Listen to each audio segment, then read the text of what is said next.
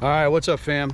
Haven't been posting in a minute, man, and need to get back to it, right? Just honestly kind of encountered some negativity, some of my ideas, and had some people be like, oh, I don't think that's gonna work, and shame on me, right? Shame on me. So gonna try to post hopefully a video a day, just with editing and getting it all set up. But anyways, reason for this video, so last May, right, May 8th last year, I got hit by a car doing a nice little 36-mile ride. I was 30 miles in.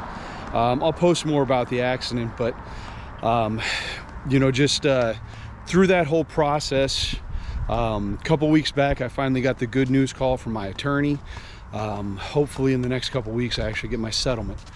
Here we are, September, right? So a year and 4 months later, right? So it's a process. You gotta have some patience, but all good things come in time, right? So just wanted to kind of do a little shout out, show some appreciation for the people that kind of got me to this point. So first one's my sister, right? Melanie Fields. Super great human being. If you ever get a chance to meet her, spend some time with her. Sadly, she's an ICU, PCU nurse. So if you meet her professionally, it means you're not doing well, and at least you're stabilized, and you can't be in better hands. She'll take very good care of you. But the day I got hit, my wife was smart enough to reach out to her and go pick her up before she came to the hospital. Good news, bad news, right? So my brother-in-law worked at the hospital that I was at. He's a scrub tech, right? He scrubs in on trauma surgery and heart surgery. And so my sister had bumped into a couple of the nurses there at a holiday dinner 5-6 months prior, right? And so she bumped into a nurse that she'd met, recognized her, got her and my wife into the ER. Now, good news, bad news, right? So you got your sister in your corner. She's a medical professional. She knows way more than I do. So she's able to look at the charts, talk to the nurses, and come back and tell you, like, hey, like, you're in rough shape, but like, you're gonna be okay, right? So reassuring. My wife, oh, she shouldn't have come into the ER, right? She's not one for blood. Saw me banged up and like literally, blood left her face, and she just about passed out. So I'm glad she was there, right? You want to be near your loved ones, but at the same time, like, for her, literally not a great situation. But my sister, she took a lot of time off, not necessarily off from work, but she took a lot of time out of her life. She was there with me at the hospital as often as she could be. Again, it's good to have somebody in your corner, and that's one of the things I'll talk about in another video, is that unfortunately, I'm lucky, right? My family's here. I got a support structure, but unfortunately there's a lot of people out there that aren't lucky enough to have that. So she made sure they were taking good care of me. You don't know any better, right? You don't know what you don't know. I've been in the hospital a few times, right? I've had a few concussions when I was a kid. I've gotten stitches, stuff like that, but never a huge trauma, where you lose half your blood and, really, really bad shape kind of thing. So she's there at the hospital with me and noticing that the pump that's pulling blood out of my lung, right?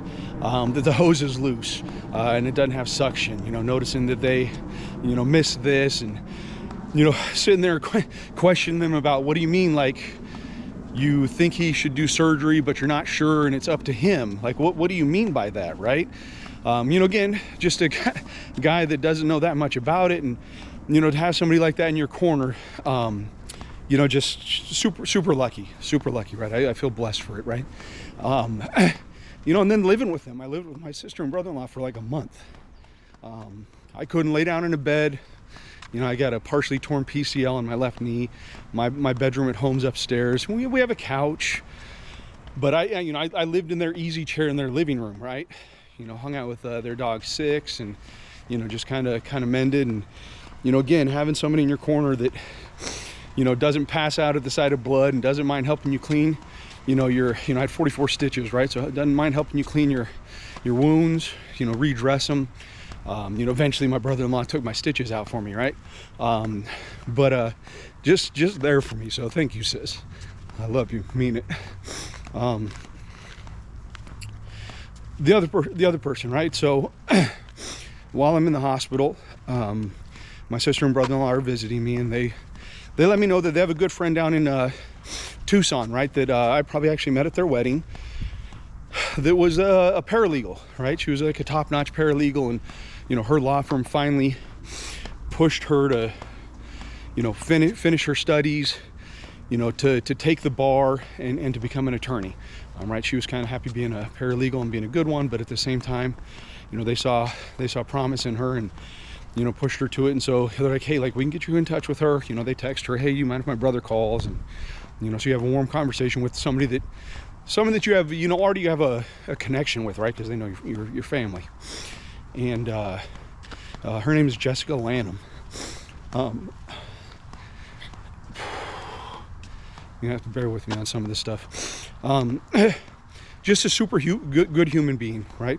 When you're talking to somebody that literally is going to profit off of you if you hire them, right? And they can honestly just tell you, listen, the other person's insurance company, whatever her maximum limit is, they're going to offer that to you because they don't want to deal with you. They want to be done with it. Whatever her maximum is, they're going to offer that to you. So you don't need to hire me to get that, right? My firm's going to take 30% of that $50,000, right? That was the person's limit. That $50,000 is for you. That's yours. You're going to get it, right? There's no questions, right? So you're okay. Well, so you're telling me not to hire you. Okay, fair. You know, then the question is, now, does the person that hit you have assets? And do you want to sue them? You know, do you want to sue them? You know, whether they have assets or not, you have the right to sue them, you know, personally. And, you know, for me, the person that hit me, my wife hates it when I say this, she was a good person. You know, yeah, she hit me, right? But she stopped, she called 911, she checked on me, made sure that I was okay, was apologetic, took her ticket on the chin. You know, there's too many of these situations where it's a hit and run, right? And the person just leaves somebody bleeding on the side of the road, doesn't check on them, doesn't call 911, just takes off, right? So no ill will, right? I mean, you know, but again, a good human. You know, again, my wife hates it when I say that I feel bad for her, but like, it was a bad day for both of us. You know, 1,000 things could have changed, right? If I had left my house a couple minutes earlier, or a couple minutes later, if I'd gotten caught at a different light, you know, she'd gotten caught at a different light. You know, there's 1,000 things that could have happened that the two of us would not have been there in that moment at that time. You know, so again, not a bad person. Crappy situation, whole thing was horrible, but you know, I had no ill will. So you know, that's what I told Jessica Lanum was like, no, you know, I don't really want to sue her because I don't know if she has assets. I don't want to mess up her financial situation or her life. That's not who I am, right? So the other thing that Jessica pointed out at that point in time was, hey, if your medical bills exceed her coverage, you have the ability, and this is important to know, especially for all you cyclists out there, you have the ability to file an underinsured motorist claim through your insurance. Didn't know that, right? Wouldn't have thought of that, right? I'm on a bike. But the fact that I'm on a bike doesn't matter. It's the fact that it is a vehicle collision, right? And your insurance coverage will kick in, right? So then you look that up and you find out you've got a little bit of money there, right? So again, pointed a few things out, gave me just some heads ups on, you know, this, that, and the other thing. Just very warm conversation. And again, anybody that stands to profit from you and can honestly tell you that, hey, you probably don't need my services.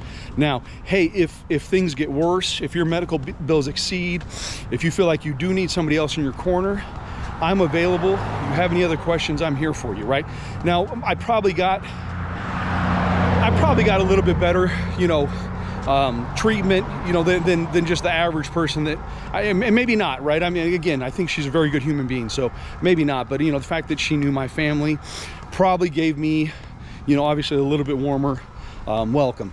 But again, just super friendly, super helpful, opened my eyes to things that I didn't know about.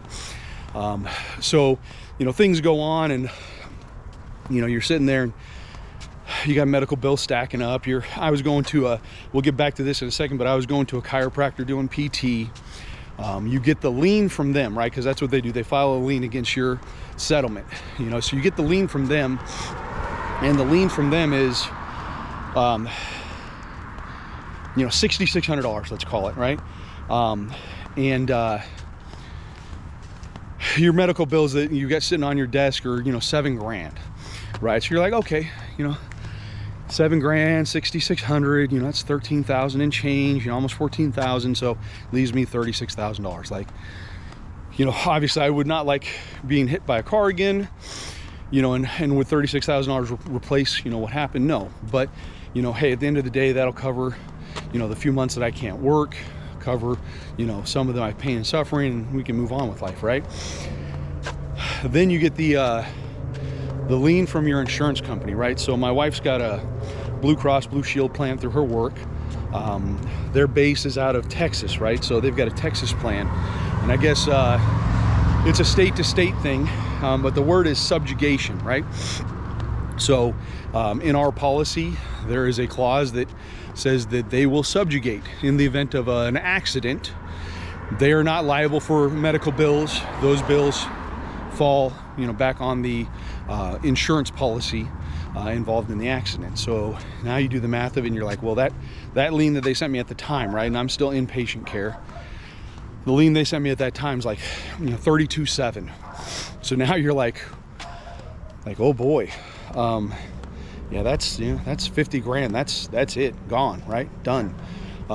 You know, so I start reaching out to Jessica, right? Because I'm starting to fill out my underinsured motorist claim, and you know, you're looking at it, and there's some information that they want that you don't have readily available, and you're like, yeah, you know, I probably could get the police report. You know, there's some stuff that I could probably figure it out, but just reached out and said, hey, like,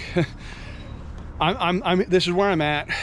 You know, they've offered me the $50,000, because they offered that $50,000 like right up top, and you know, they offered me that, but here I am, right? I've got $50,000 in medical bills, right? I've got no money left, and I'm getting ready to file this underinsured motorist claim, and I don't know what to do. You know, I'm out of pocket. I'm above my level.